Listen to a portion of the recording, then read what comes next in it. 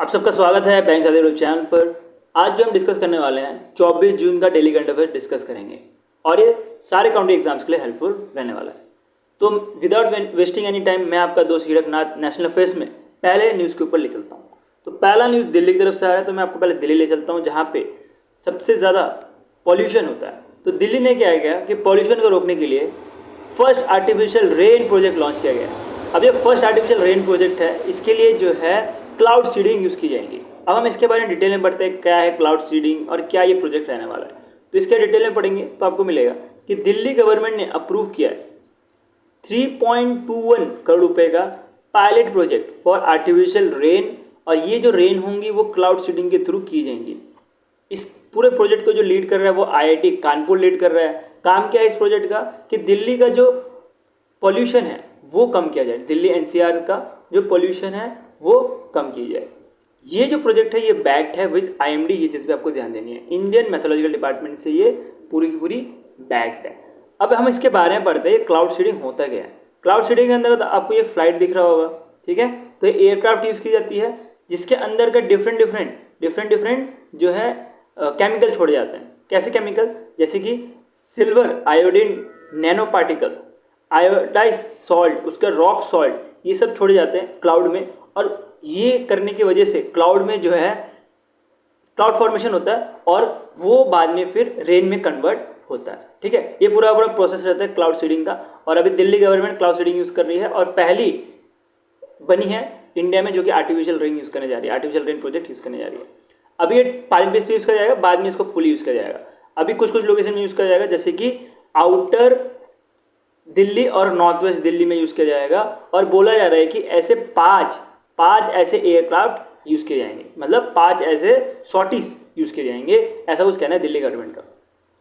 अब ये सारी चीज़ें जो बताई गई है वो technology demonstration and evolution of cloud seeding as a alternative for Delhi NCR pollution में मिटिगेशन के अंतर्गत बताई गई है। तो इतना बड़ा प्रोजेक्ट कोई पूछेगा नहीं, ठीक है, एग्जाम में नहीं पूछेगा, बस आपको पता होना चाहिए।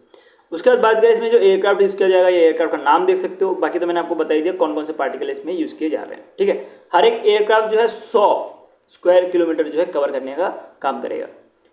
उसके बाद फ्लाइट ड्यूरेशन की बारे में बात करें तो 90 मिनट तक जो है फ्लाइट ड्यूरेशन हो सकता है हर एक एयरक्राफ्ट का। और ये जो फंडिंग की गई है 3.21 करोड़ रुपये, ये की गई है दिल्ली डिपार्टमेंट इन्वायरमेंट के द्वारा, ठीक है। ये पॉइंट भी इंपॉर्टेंट है, इसको ध्यान से चलना।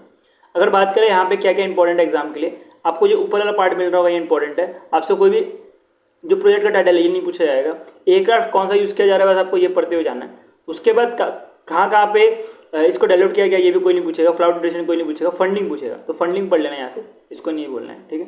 तो मेरा काम है आपको पूरा डिटेल में चीज़ें समझाना, तभी जो आपको समझ आएगा, नहीं समझ नहीं आएगा।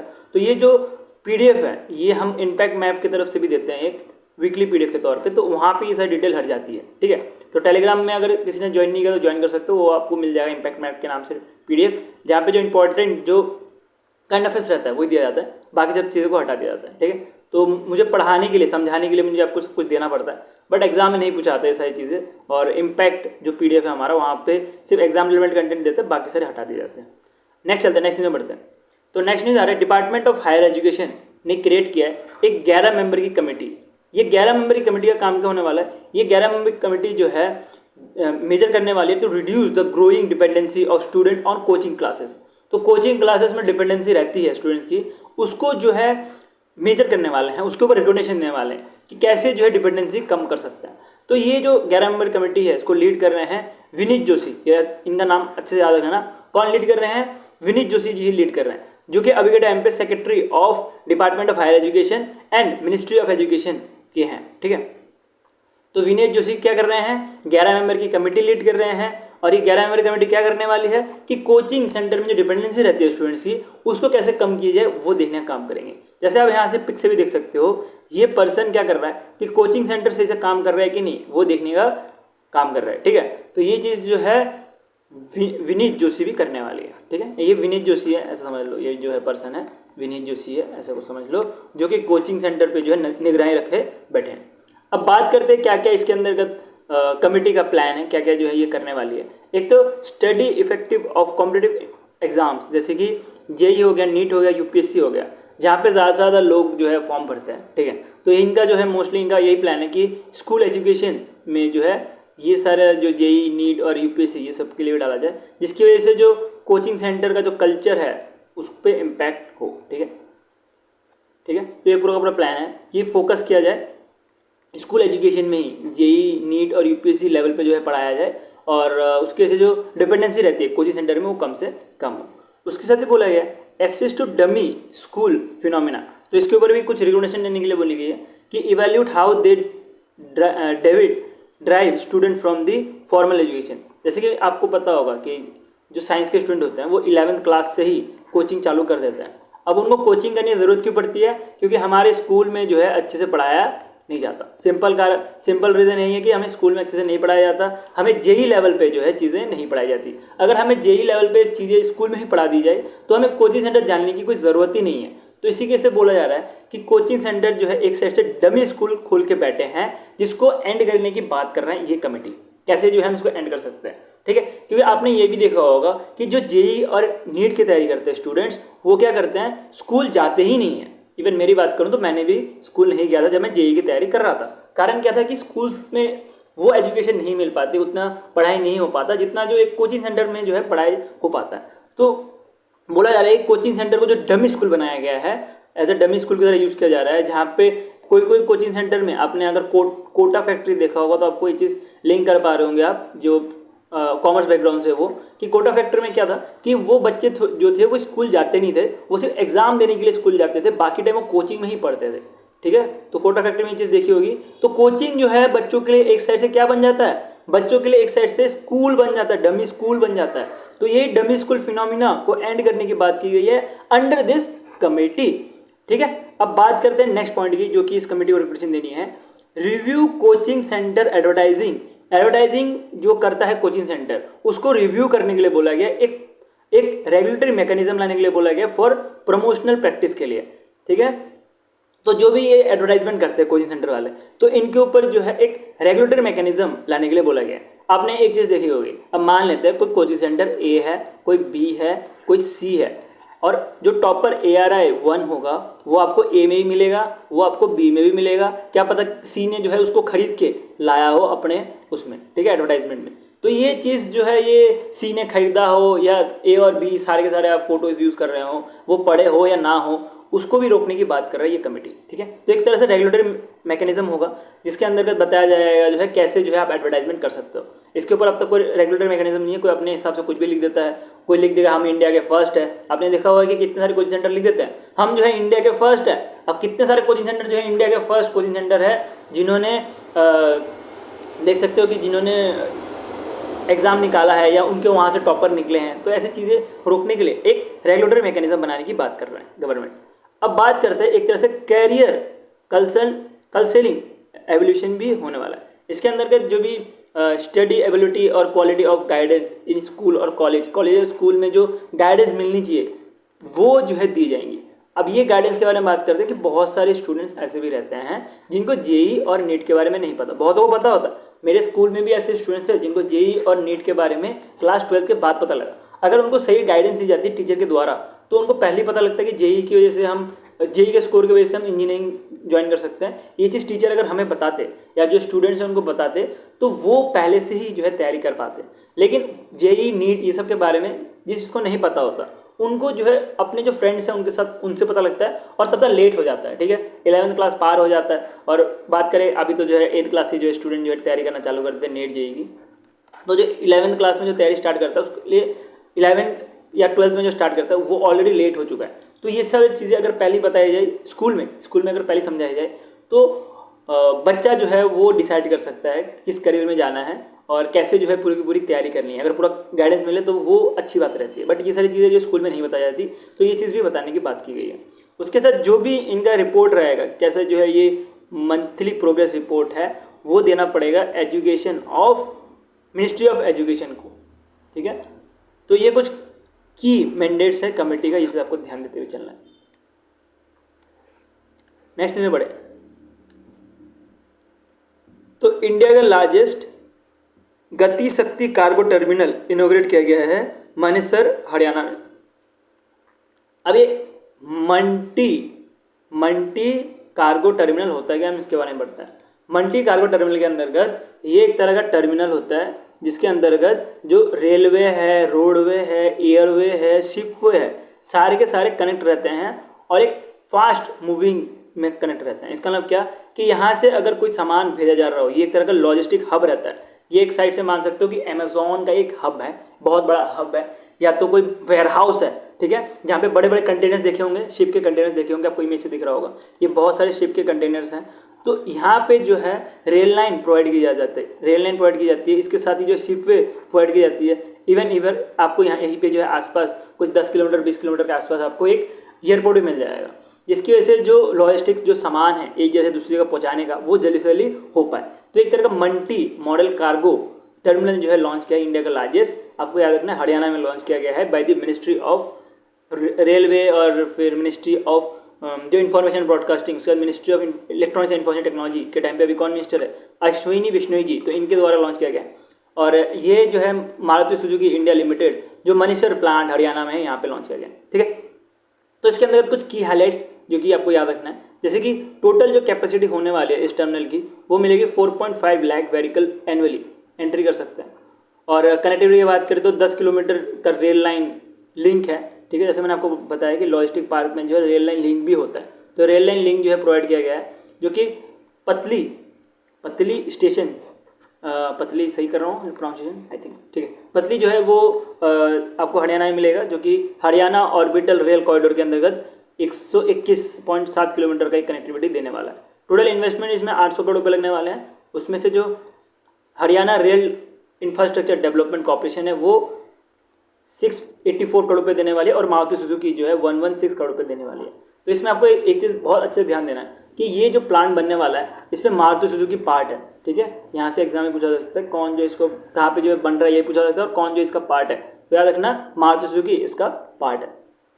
इसी इवेंट के दौरान एक 100 लोकल ट्रेन लॉन्च किया है, MEMU ट्रेन, ठीक है, लोकल ट्रेन लॉन्च किया है। उसके बाद 50 जो है नमो भारत ट्रेन लॉन्च किया है। नमो भारत ट्रेन के अंतर्गत दिल्ली, मेरठ और हरियाणा को कनेक्ट करने की कोशिश करता है। तो दिल्ली से जो है हरियाणा को कनेक्ट करने के लिए एक सेमी जो हाई स्पीड ट्रेन है नमो भारत ट्रेन, ये भी 50 लॉन्च किए गए हैं ड्यूरिंग दिस इवेंट। और हरियाणा का ये कहना है कि इनका जो रेल कनेक्टिविटी रहने वाला है ये 100% जो इलेक्ट्रिफाइड रहेगा, ठीक है। तो ये टोटल 3 तरह के इनिशिएटिव भी लिए गए हैं यहाँ पे। और एग्जाम के बारे में बात करें तो एग्जाम के लिए क्या इंपॉर्टेंट है कि इंडिया का largest Gatishakti multi model cargo terminal कहाँ पे बना है, मनेसर हरियाणा में बना है। किसने बनाया है, मारुति सुजुकी ने मिलकर बनाया है, Haryana rail infrastructure development corporation के साथ मिलकर, ठीक है। और ये जो है मनेसर जो प्लांट है हरियाणा में यहाँ पे बन रहा है, ठीक है। ये बहुत इंपॉर्टेंट न्यूज़ है, इसको ध्यान से देख लेना एक बार, ठीक है। नेक्स्ट न्यूज़ में चलते हैं। अभी क्या होने वाला है, इंटरनेशनल योगा डे कब है, 21 जून को है। यहाँ पे जो है योगा महोत्सव होगा। क्या होगा, योगा महोत्सव होगा। अब योगा महोत्सव से पहले ही जो है 17 जून 2025 को योगा बंधन हो रहा है, ठीक है। तो उसके बारे में डिटेल में पढ़ते हैं हम। तो Manohar Desai national institute of yoga इन्होंने लॉन्च किया है एक ग्लोबल इनिशिएटिव जिसका नाम है योगा बंधन, और ये 4 दिन पहले ही 17 जून 2025 को जो है लॉन्च किया गया, 4 दिन पहले जब इंटरनेशनल डे था उससे पहले, ठीक है। तो इसके बारे में हम पढ़े तो ये जो इंटरनेशनल डे ऑफ योगा है ये हो रहा था अभी न्यू दिल्ली में, और इसके थीम देखोगे तो आपको मिलेगा वासुदेवा कटुम्बकम, जो कि इंग्लिश में बोले थे वर्ल्ड ऑफ वन फैमिली। इस इवेंट में आप देख सकते हो टोटल 15 कंट्री से जो है पार्टिसिपेंट्स आए थे, ऑस्ट्रेलिया, ब्राज़ील, चाइना, बहुत जगह से जो है पार्टिसिपेंट्स आए थे और पार्ट लिए थे, ठीक है। तो ये जो योगा बंधन है ये वन ऑफ द 10 इनिशिएटिव्स हैं, वन ऑफ द 10 इनिशिएटिव्स हैं जो कि योगा महोत्सव के अंतर्गत आते हैं, ठीक है। तो योगा महोत्सव के अंतर्गत 10 में से एक जो है आप मान सकते हो कि इवेंट है। कौन से और इवेंट है, जैसे कि मान सकते हो कि जो हर्षित योगा है वो इन्वायरमेंट और सस्टेनेबिलिटी को जो है दिखाता है, ठीक है। उसके बाद योगा कनेक्ट के अंतर्गत जो कमिटी है और कोलैबोरेशन पार्टनरशिप ये होती है। उसके बाद सम योगा के अंतर्गत जो है traditional fusion of traditional modern जो है यूज़ किया गया है योगा में। तो टोटल जो है 3 चीज़ें हैं और भी हैं, टोटल कितने बोले मैंने, 10 हैं। तो 10 ऐसे इवेंट है जिसके साथ ये योगा बंधन भी बनाया जा रहा है। तो योगा बंधन के अंदर के टोटल 15 कंट्री से डिफरेंट जगह से जो है लोग आए थे और पार्ट लिए गए थे। तो इसके अंदर कुछ की इंपॉर्टेंट्स, जैसे कि योगा को प्रमोट करने के लिए ग्लोबली इंडिया जो है ये इनिशिएटिव ले रहा है, और इसके अंतर्गत जो सर्टिफिकेट भी दी जाएंगी, योगा सर्टिफिकेट बोर्ड के द्वारा सर्टिफिकेट भी दी जाएंगी, और कुछ शॉर्ट टर्म कोर्सेज चलाएंगे, बट ये कोई इंपॉर्टेंट है नहीं, ठीक है, तो इसको हम पढ़ेंगे नहीं। आप PDF में पढ़ लेना, या तो आप वीडियो को पॉज करके पढ़ लेना, यहाँ पे पढ़ाई का मतलब नहीं बनता, कुछ है भी नहीं इसमें। नेक्स्ट चलते हैं फर्स्ट न्यूज़ के ऊपर। तो फर्स्ट न्यूज़ में आ रहा है कि इंडिया का फर्स्ट हाइड्रोजन फ्यूल सेल बस डिप्लॉयमेंट ये जो है लेह लद्दाख में बना है। ऐसा सेम चीज़ जो है नवंबर 2024 में भी हुआ था, जिसमें लेह में जो है वर्ल्ड का हाईएस्ट हाइड्रोजन स्टेशन बना था। क्या बना था? वर्ल्ड का हाईएस्ट हाइड्रोजन स्टेशन बना था, ठीक है। अब हमारे पास एक चीज़, आपके मन में एक डाउट आनी चाहिए, अभी हमारे पास ऑलरेडी EV है, इलेक्ट्रिक व्हीकल है, तो हमें हाइड्रोजन फ्यूल सेल बस की क्या ज़रूरत है, ठीक है। तो हाइड्रोजन फ्यूल सेल बस के बारे में बात करें, जैसे क्या ये बस देख सकते हो, ये बस जो है आप देख सकते हो, ये लेह में चलाया जा रहा है, और इसके ऊपर जो है ना 2 तरह के सिलेंडर होंगे, ठीक है। 2 तरह के क्या रहेंगे? सिलेंडर रहेंगे आगे पीछे इसके ऊपर, इधर ही कहीं पे लगे होंगे, या तो नीचे कहीं लगे होंगे या तो ऊपर लगे होंगे, ठीक है। तो ये जो हाइड्रोजन फ्यूल सेल बस होता है, इसके अंतर्गत जब एमिशन होता है उसके बाद जो है H2O निकलता है, तो बहुत देख सकते हो कि जो CO2 निकलता है पेट्रोल से, वो हमें इफेक्ट करता है इन्वायरमेंट को, लेकिन जब वाटर निकले कोई हमें इफेक्ट नहीं करेगा, तो इसलिए हाइड्रोजन फ्यूल सेल बस यूज़ किया जाता है। और हाइड्रोजन फ्यूल सेल बस जो है EV के अगेंस्ट में यूज़ किया जाता है, क्योंकि ये जो है एक तो सस्ता पड़ता है, दूसरी चीज़ हाइड्रोजन फ्यूल सेल बस जो है, हाइड्रोजन जो बसेस रहती हैं ये हैवी लोड उठा सकते हैं, दूर दूर तक जा सकते हैं, जैसे EV में नहीं होता। EV में चार्ज करने में टाइम भी लगता है, और इसको जो है जल्दी जल्दी फिल भी हो जाता है, और दूर तक जो है ट्रैवल कर जाता है, रेंज ज़्यादा मिल जाती है। तो ये जो बस है इंडिया का पहला हाइड्रोजन फ्यूल सेल बस, इसको जो है NTPC ने बनाया। टोटल रेंज इसमें देख सकते हो 300 किलोमीटर का रहने वाला है, 25 किलो हाइड्रोजन से। तो 25 किलो हाइड्रोजन जब इसमें डालोगे तो 300 किलोमीटर इसकी रेंज होने वाली है।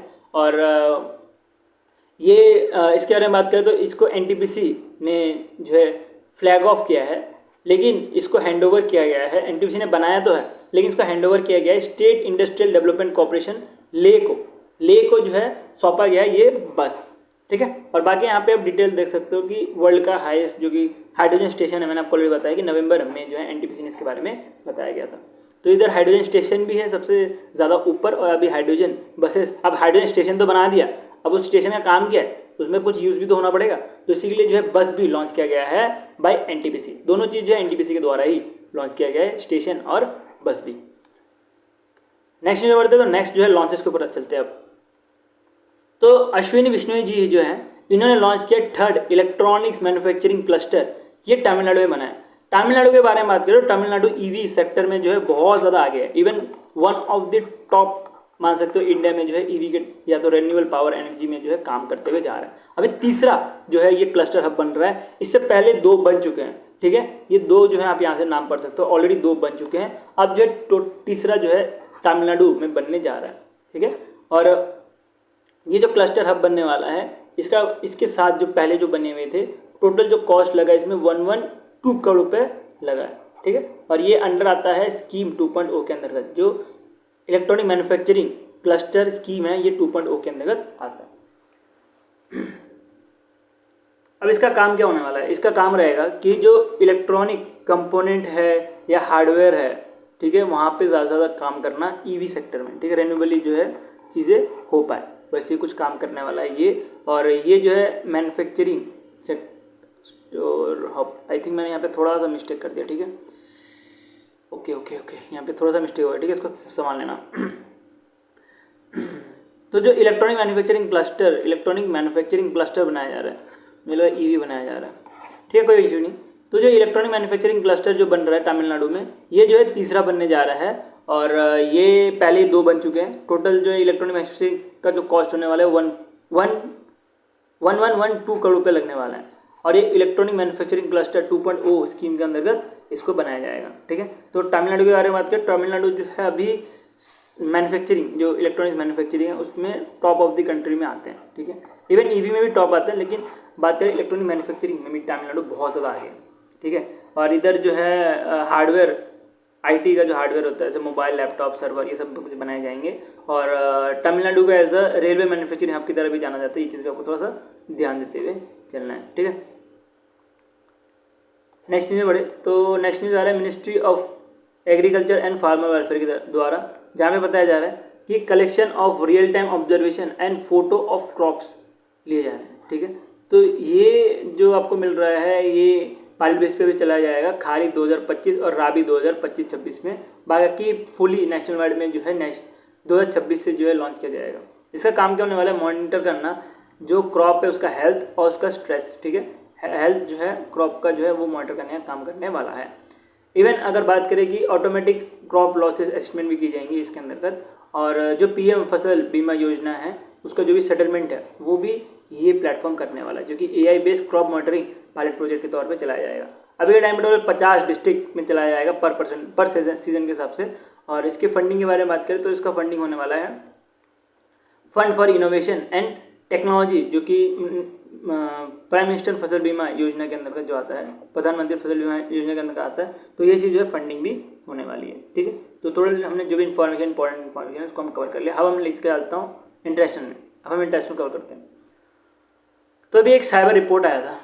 ये साइबर रिपोर्ट साइबर न्यूज़ जो कि फॉर्ब्स का एक मान सकते एजेंसी है, तो इन्होंने एक रिपोर्ट दिया जिसके अंदर बोला गया कि अभी के टाइम पे लार्जेस्ट ब्रीच हुआ है इन इंटरनेट हिस्ट्री, जिसके अंतर्गत टोटल 60 बिलियन जो यूज़र और पासवर्ड जो है लीक किया गया ऑनलाइन, ठीक है। और ये मोस्टली जो बड़े बड़े प्लेटफॉर्म्स हैं जो जाइंट्स हैं एप्पल, गूगल, फेसबुक, गेटहब, टेलीग्राम और गवर्नमेंट सर्विस, यहाँ से जो है देख सकते हो कि डेटा ब्रीच हुआ है। तो ये इंपॉर्टेंट न्यूज़ है बहुत ज़्यादा। और किसने निकाला है डेटा ब्रीच, किसने जो रिपोर्ट दिया है, साइबर न्यूज़ ने रिपोर्ट दिया है, देखते जाना है। साइबर न्यूज़ जो है पिछली बार भी एक रिपोर्ट दिया था मदर ऑफ ऑल ब्रिजेस, और इसके अंतर्गत जो बोला गया था कि जनवरी 2025 का करंट अफेयर्स है, जिसके अंतर्गत 26 बिलियन रिकॉर्ड्स को जो है एक मैसिव इंसिडेंट हो सकता है ऐसा फ्यूचर में कुछ बताया गया था। और अब जो है न्यूज़ आ गया 16 बिलियन जो है हुए हैं, ठीक है। तो इसके अंतर्गत personal data, corporate data, even national security का जो डेटा है इसके अंतर्गत मिला गया है, ठीक है। तो ये बहुत इंपॉर्टेंट न्यूज़ है और बहुत खतरनाक भी न्यूज़ है, क्योंकि हम इतने बड़े बड़े प्लेटफॉर्म यूज़ करते हैं, एप्पल, गूगल, फेसबुक, ठीक है, इतने बड़े बड़े प्लेटफॉर्म यूज़ करते हैं। और यही से अगर आपका यूज़र नेम और पासवर्ड अगर चोरी हो गया तो आपका पूरा का पूरा मान सकते हो कि जो फ़ोन है या कंप्यूटर है पूरा का पूरा ही उनके पास ही है, ठीक है। तो ये चीज़ देख सकते हो यहाँ पे।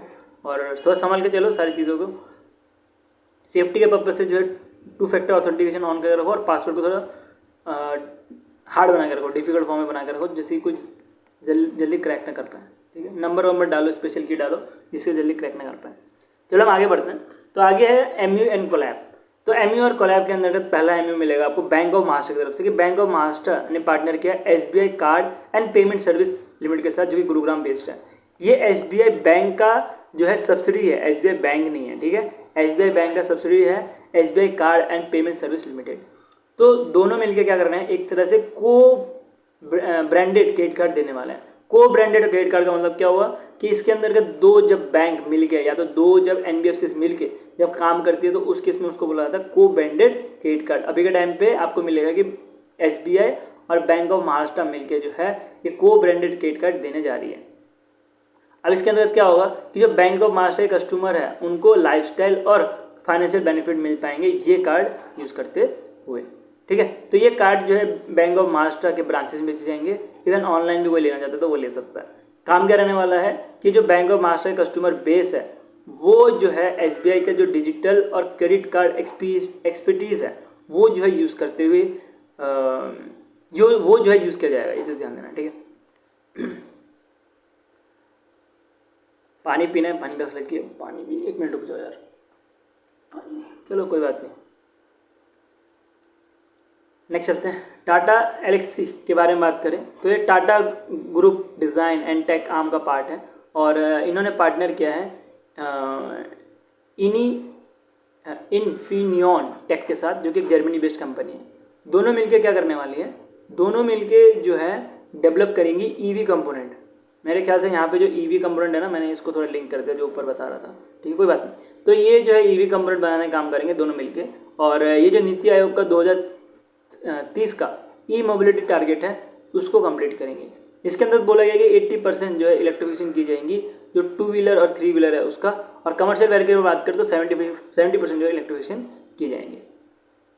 कुछ की टेक्निकल एरिया जहाँ पे इनका ज़्यादा काम होने वाला है, जैसे कि हाई वोल्टेज इन्वर्टर बनाने का, उसके साथ ही जो है बैटरी मैनेजमेंट सिस्टम बनाने का। ठीक है, तो ये सारा जो है पूरा का पूरा प्लान है टाटा एल्क्सी का और जो जर्मनी बेस्ड कंपनी है ये दोनों का। तो ये थोड़ा बहुत पढ़ लेना, ऐसे इतना इंपॉर्टेंट है नहीं ये भी। नेक्स्ट चलते हैं, नेक्स्ट इंपॉर्टेंट न्यूज़ है, क्योंकि तमिलनाडु ने जो है गवर्नमेंट ऑफ तमिलनाडु ने पार्टनर किया हॉकी इंडिया के साथ, और दोनों ने मिलकर बोला है कि तमिलनाडु में अब जूनियर हॉकी वर्ल्ड कप होने वाला है 2025 का। कब होगा ये? नवंबर में होने वाला है। ठीक है, नवंबर 28 से लेके दिसंबर 25 तक जो है, दिसंबर 2025 तक जो है ये इवेंट होने वाला है। चेन्नई और मदुराई में होगा तमिलनाडु में। तो इसके अंदर का टोटल 24 डिफरेंट टीम्स आने वाली है। कितने? 24 डिफरेंट टीम आएंगी, और ये लार्जेस्ट है इन द हिस्ट्री। प्रीवियसली जो है 16 थे, अब जो 24 टीम जो है एक साथ पार्ट लेने वाले हैं इस इवेंट में। तमिलनाडु ने बोला टोटल ये 65 करोड़ रुपये जो है एलोकेशन करते हैं इस टूर्नामेंट के लिए। ये टूर्नामेंट होने वाला तमिलनाडु में, इसमें 65 करोड़ रुपये जो है तमिलनाडु देने का काम करेंगे। नेक्स्ट न्यूज चलते हैं। नेक्स्ट न्यूज़ इसरो की तरफ से आ रहा है। इसरो एक तरह से प्रोवाइडर है, और हॉल जो है हिंदुस्तान एरोनॉटिकल लिमिटेड, जो कि मान सकते हो कि जो डिफेंस के लिए जो एयरक्राफ्ट बनाता है, जैसे कि तेजस हो गया, ये सारी चीज़ें, तो ये हॉल का ही काम होता है। ठीक है, तो दोनों मिलके क्या करने वाले हैं? दोनों मिलके first ever transfer of technology sign किया गया है स्मॉल सैटेलाइट लॉन्च व्हीकल के लिए। अब ये स्मॉल सैटेलाइट लॉन्च व्हीकल क्या होता है? आपने देखा होगा SL जो लार्ज सैटेलाइट लॉन्च व्हीकल रहता है, उसके अंदर के जो बड़े बड़े रॉकेट भेजे जाते हैं, वैसे ही जो स्मॉल सैटेलाइट लॉन्च व्हीकल होते हैं, इसके अंदर के छोटे छोटे रॉकेट भेजे जाते हैं जो कि लो अर्थ ऑर्बिट में चलते हैं। ठीक है, लो ऑर्बिट में चलते हैं। लो अर्थ ऑर्बिट होता है, उसका मीडियम होता है, उसका हाई होता है, लेकिन इसका काम होता है लो अर्थ ऑर्बिट तक ही जाना। ठीक है, जो भी सैटेलाइट जो लो अर्थ ऑर्बिट तक भेजना होता है उसके लिए जो है SLLV यूज़ किया जाता है। तो ये ट्रांसफर टेक्नोलॉजी जो है इसरो ने जो है हॉल को दिया है। अब हॉल का काम होगा ये SSLV रॉकेट बनाने का। टोटल जो है डील जो साइन हुई है 155 करोड़ रुपये का डील साइन किया गया। मतलब इसरो ने जो है हॉल को 511 करोड़ रुपये दिए हैं कि आप जो है SSLV जो लॉन्च व्हीकल है ये बनाओ, और फिर हमें आके सौंपो, और हम जो है इसको लॉन्च करेंगे। तो इसके बारे में बात करें, हॉल को जो है 2 साल के लिए ट्रेन किया जाएगा इसरो के द्वारा, और बोला जा रहा है कि उसके बाद हॉल जो है मैन्युफैक्चर करेगा 6 से 12 स्मॉल सैटेलाइट लॉन्च व्हीकल हर साल। ठीक है, और इसका जो कमर्शियल जो ऑपरेशन है वो मैनेज करने का काम होगा न्यू स्पेस इंडिया का, जो कि इसरो का ही एक आर्म है।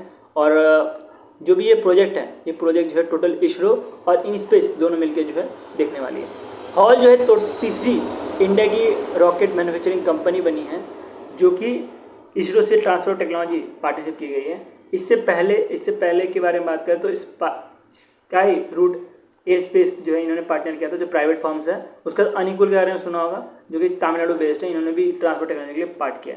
लेकिन बात करिए first ever full rocket technology transfer technology partnership जो है हॉल ने किया। इन्होंने फुल नहीं किया था, इन्होंने पार्शियली किया था। अब ये फुल का पूरा ट्रांसफर टेक्नोलॉजी जो हॉल के पास होगा।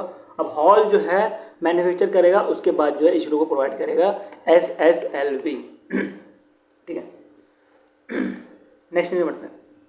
इंडेक्स एंड रैंकिंग के ऊपर बढ़े तो ग्लोबल एनर्जी ट्रांजिशन इंडेक्स 2025 ये वर्ल्ड इकोनॉमिक फोरम ने रिलीज किया है। इसके अंदर इंडिया के रैंक के बारे में बात करें, इंडिया के रैंक 71 मिलने वाली है, स्कोर 53.3 मिलने वाला है। ठीक है, तो ये जो रिपोर्ट है इसका टाइटल देख सकते हो, फॉस्टरिंग इफेक्टिव एनर्जी ट्रांजिशन 2025 का आपको टाइटल मिलने वाला है। फर्स्ट नंबर पे सूडान मिलने वाला है। इंडिया के बारे में बात करें, इंडिया 71 नंबर पे है। ठीक है, in terms of energy transition, energy किस तरह से हम ट्रांजिशन कर रहे हैं, हम किस तरह से जो है EV की तरफ बढ़ रहे हैं, किस तरह हम रेन्यूएबल एनर्जी की तरफ बढ़ रहे हैं, तो उसमें इंडिया की रैंक जो है 71 मिल रही है। और बात करें फर्स्ट नंबर पे सूडान है, सेकंड नंबर पे फिनलैंड है, और थर्ड नंबर पे डेनमार्क है। स्कोर सीधे इंपॉर्टेंट है, नहीं छोड़ सकते हो, इंपॉर्टेंट जो है स्कोर इंडिया का, इसको पढ़ते हुए चलो बस। अगर की हाईलाइट के बारे में बात करें, चाइना जो है 12 नंबर पे आता है, और हाईएस्ट एवर स्कोर इसी का मतलब हाईएस्ट एवर जो ग्रोथ के तौर पे इनको मिलने वाला है। और बात करें हाईएस्ट इंप्रूवमेंट जिसके क्लीननेस एनर्जी के टाइम पे जो आपको UAE मिलने वाला है। और पाकिस्तान के बारे में बात करें, पाकिस्तान का रैंक पूछ सकता है। इंडिया का रैंक 71 है और पाकिस्तान का रैंक 101 है, ये भी आपको ध्यान देनी है। और सबसे बॉटम में जो स्कोर मिलेगा आपको कॉन्गो को मिलेगा, ठीक है, डेमोक्रेटिक रिपब्लिक ऑफ कॉन्गो, वो आपको बॉर्डर मिलने वाली है। टोटल 42.4 जो है इसका स्कोर है इस इंडेक्स में, ठीक है। तो सारा मैंने आपको डिटेल में पढ़ा दिया। इसमें इंडिया का जो रैंक है वो इंपॉर्टेंट है, 71। इंडिया का जो स्कोर है वो इंपॉर्टेंट है। फर्स्ट नंबर पे कौन है, सूडान इंपॉर्टेंट है, और बात करें बॉटम में कौन है, कॉन्गो इंपॉर्टेंट है। बस पढ़ना सब कुछ है, बट इंपॉर्टेंट जो है ये सारी चीज़ें हैं। अब बात करते हैं ग्लोबल लिवलीहुड इंडेक्स 2025। इसके अंतर्गत बोला जाता है कि कौन सा शहर जो रहने लायक है। तो ये जो है इकोनॉमिक्स इंटेलिजेंस यूनिट जो है इसको रिलीज करता है। मोस्ट लिवेबल सिटी आपको डेनमार्क मिलने वाली है। तो सेकंड नंबर पे वेना मिलने वाले ऑस्ट्रेलिया की। ये पिछले साल जो था वो फर्स्ट नंबर पे था, इवन पिछले 3 साल से जो है फर्स्ट नंबर पे था, अब जो है सेकंड नंबर पे आ गया। फर्स्ट नंबर पे डेनमार्क आया है। उसके बाद बात करें थर्ड नंबर पे जो है जूरिस मिलने वाला है स्विट्जरलैंड का, ठीक है। सबसे लीस्ट लिवेबल सिटी आपको डेनमार्क डमेगुस मिलने वाला है सीरिया का। और इंडिया का ऐसा कोई सिटी नहीं है जो कि टॉप 10 के अंतर्गत आ पाया है, ठीक है। तो इसके ऊपर ज़्यादा पढ़ के मतलब नहीं बनता। इंडिया कोई भी सिटी नहीं जो कि टॉप 10 के अंतर्गत आ पाया है इन टर्म्स ऑफ लिवलीबिलिटी, ठीक है। तो ये जो लिवलीबिलिटी देखा जाता है इसको टोटल 5 कैटेगरी में देखा जाता है: stability, health care, culture and environment, education and infrastructure. तो इंडिया में ऐसा कोई सिटी नहीं है जो कि ये सारा कुछ अच्छे से फॉलो करते हुए आ रहा है, जिसके से इनको टॉप 10 में रखा नहीं गया है, ठीक है। तो इसको पढ़ के मतलब नहीं बनता। इंपॉर्टेंट जो है डेनमार्क इंपॉर्टेंट है, और बॉटम में कौन है, सीरिया में जो डमाकूस है ये इंपॉर्टेंट है, ठीक है। नेक्स्ट न्यूज़ में बढ़ते हैं। तो नेक्स्ट न्यूज़ एक तरह का डेटा है जो कि वर्ल्ड इन्वेस्टमेंट रिपोर्ट 2025 की तरफ से आ रहा है। इंटरनेशनल इन्वेस्टमेंट इन डिजिटल इकोनॉमी, कितना जो डिजिटल इकोनॉमी में इंटरनेशनल इन्वेस्टमेंट होती है, ये रिपोर्ट UNCTAD ने रिलीज़ किया गया, मतलब United nation conference on trade and development ने जो रिलीज़ किया गया। टोटल जो है FDI, इंडिया का जो FDI है इनफ्लो आपको मिलेगा 27.6 बिलियन।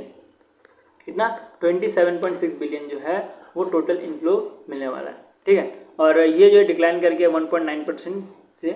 और बात कर इंडिया के रैंक में, इनफ्लो के रैंक में आपको 15 मिलने वाला है, आउटफ्लो के रैंक में 18 मिलने वाला है। बाकी यहाँ पे कुछ पढ़ाने लायक है नहीं, तो यहाँ पे मैं आपके ऊपर छोड़ता हूँ, वीडियो पॉज करो, उसको समझ लो, बाकी इतना कुछ है नहीं, ठीक है। या तो PDF डाउनलोड कर सकते हो, टेलीग्राम ग्रुप मिल जाएगा, वहाँ से पढ़ सकते हो। इसमें एक चीज़ इंपॉर्टेंट है कि इंडिया जो है टॉप रेसिप्ट है साउथ एशिया में। साउथ एशिया का मतलब क्या हुआ, इसके अंतर्गत इंडिया इंक्लूड है, पाकिस्तान है, भूटान है, नेपाल है, जितने भी इंडिया के नेबरहुड कंट्रीज है, इवन मालदीव, ये भी इंक्लूड है साउथ एशिया में। तो साउथ एशिया में इंडिया ने जो है टॉप मारा है in terms of FDI inflow, क्योंकि इंडिया एक लौता कंट्री है जो कि साउथ एशिया में आता है, ये चीज़ भी ध्यान देनी है। चाइना इसमें इंक्लूड नहीं है, तो अगर चाइना इंक्लूड रहता तो चाइना भी हो सकता था, बट अभी के टाइम पे इन साउथ एशिया के बारे में बात कर रहा हूँ, तो इसमें इंडिया सबसे बड़ी कंट्री है जितने साउथ एशिया कंट्रीज है उसमें, जिसमें इंडिया ने टॉप मारा है। इसे आपको थोड़ा ध्यान देते हुए चलना है इस रिपोर्ट में। नेक्स्ट डिफेंस के ऊपर चलते हैं। तो डिफेंस में एक एक्सरसाइज का नाम रखा है एक्सरसाइज टाइगर 2025, जो कि स्पेशल कमांडोज हैं जो एयरफोर्स के हैं उनके द्वारा की जा रही है, इंडियन एयरफोर्स और US एयरफोर्स के द्वारा। तो इंडियन एयरफोर्स के जो स्पेशल कमांडो है वो आपको गरुड़ कमांडो मिलने वाले हैं। तो गरुड़ कमांडो ने पार्टनर किया है यूनाइटेड नेशन एयरफोर्स के साथ, और ये जो टाइगर एक्सरसाइज है ये किया गया है, ठीक है। और वेन्यू के बारे में बात करें तो उत्तर प्रदेश में जो है ये एक्सरसाइज को की गई है, और ये इतना कुछ इंपॉर्टेंट है नहीं, ठीक है। बस इतना याद रखना, जो इंडियन एयरफोर्स का जो गरुड़ कमांडो है इन्होंने US इंडियन एयरफोर्स के साथ पार्टनर किया, स्पेशल फोर्स के एक तरह का एक्सरसाइज रहने वाला है, ठीक है। बाकी इन्फॉर्मेशन वैसे भी कुछ काम करनी है, उसको हम छोड़ते ही चलते हैं। अब मैं ले जाता हूँ स्पोर्ट्स की तरफ, जिसमें आ रहा है पेरिस डायमंड लीग 2025 का, और ये दिया गया है नीरज चोपड़ा जी ने इसको जीत लिया है, ठीक है। तो ये 21 जून को ये जो है इवेंट हो रहा था। यहाँ पे बात करें कि नीरज चोपड़ा ने जो फर्स्ट थ्रो फेंका था 88.16 मीटर का, वो उसी में जो है इन्होंने गोल्ड जीत लिया है।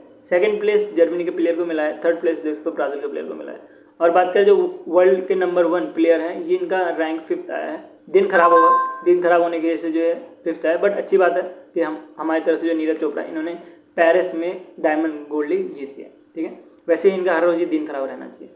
प्रीवियसली बात करें तो डायमंड लीग आप देख सकते हो कि ये सारे जो है प्रीवियसली जीते गए हैं, तो यहाँ से पूछा जा सकता है। नीरज चोपड़ा ने पिछली बार दोहा में भी जीता था, ठीक है, जूस में भी जीता था, तो ये सारी चीज़ें पूछा जा सकता है, तो इसको थोड़ा ध्यान देते हुए चलना है। नेक्स्ट में बड़े टेबल टेनिस का आ रहा है कि टेबल टेनिस का एक टूर्नामेंट हो रहा था, ठीक है, जहाँ पे जो यू मुंबा है ये जीते हैं, ठीक है। तो जयपुर को जो है हराया गया है। ये गुजरात में इवेंट हो रहा था, जिसके अंतर्गत जो Indian player of the final जो है आकाश पाल को दिया गया है, ठीक है। तो ये चीज़ आपको थोड़ा सा ध्यान दे चलना है। और इसमें कुछ पढ़ाने लायक चीज़ नहीं, इंपॉर्टेंट क्या न्यूज़ है कि इसमें प्राइज मनी कितना दिया गया है, ये पूछा जा सकता है एग्जाम में। तो यू मुंबा जो है इसको 60 लाख रुपए जो है एज अ प्राइज मनी दिया गया, और जो जयपुर है ये सेकंड आए थे तो इनको 40 लाख रुपए दिए गए हैं। नेक्स्ट न्यूज़ में बढ़ते हैं। तो नेक्स्ट न्यूज़ आ रहा है कि इंडिया ने अनरिवील किया है लोगो और mascot for world para athlete championship के लिए। ठीक है, तो आपको मैस्कॉट जो मिलेगा वो विराज मिलेगा। विराज जो है मैस्कॉट मिलने वाला है, जो कि देख सकते हो एक तरह का एलिफेंट है। और लोगो देख सकते हो, ये आपको लोगो मिलने वाला है जो कि अभी वर्ल्ड पैरा एथलीट चैंपियनशिप होने वाला है। ठीक है, और अभी ये इवेंट देख सकते हो 27 सितंबर से लेके 5 अक्टूबर 2025 में होने वाला है और फर्स्ट टाइम इंडिया इसको होस्ट करने जा रहा है। ठीक है, तो अभी ये जो लोगो और जो आप देख सकते हो जो मैस्कॉट लॉन्च किया गया है, ये जो है 100 दिन फाउंडेशन के तौर पे लॉन्च किया गया है 20 जून 2025 को, मतलब 100 दिन बाद जो है ये इवेंट होने वाला है। ठीक है, कहाँ पे होगा? ये जवाहरलाल नेहरू स्टेडियम न्यू दिल्ली में जो है ये होने वाला है। फर्स्ट टाइम ऐसा इंडिया जो है होस्ट करने वाला है, ये तो मैंने आपको ये बता दिया। टोटल 100 नेशंस एक साथ आएंगे और इसमें कंगना रावत के बारे में बात करें, ये as a brand ambassador choice किए गए हैं। ठीक है, एक्टर है तो पता ही होगा कंगना रावत के बारे में, तो ये जो है as a brand ambassador select किए गए हैं। यही से जो है हमारा पूरा डेली करंट अफेयर्स खत्म होता है। ठीक है, और मैं होप करता हूँ जो मैंने आपको समझ आ गया। हाँ, थोड़ा मिस्टेक हो गया स्टार्टिंग में, जो तमिलनाडु वाला था, मुझे लगा वो ईवी वाला न्यूज़ है, तो उसको हम इग्नोर करें। ठीक है, उसको इग्नोर कर देना यार, थोड़ा मिस्टेक हो जाता है कभी। बात करें ये पीडीएफ के बारे में, तो ये पीडीएफ आपको मिल जाएगा टेलीग्राम ग्रुप में, लिंक इन द डिस्क्रिप्शन और कमेंट सेक्शन में। और वीडियो अच्छा लगा तो लाइक कर देना। ऐसी कंटेंट देखते रहने के लिए सब्सक्राइब चैनल और वीडियो को शेयर कर दो अपने दोस्तों के साथ जिसको करंट अफेयर्स पढ़ने में मुश्किल होती है। So thank you watching for this video और अभी के लिए बाय बाय।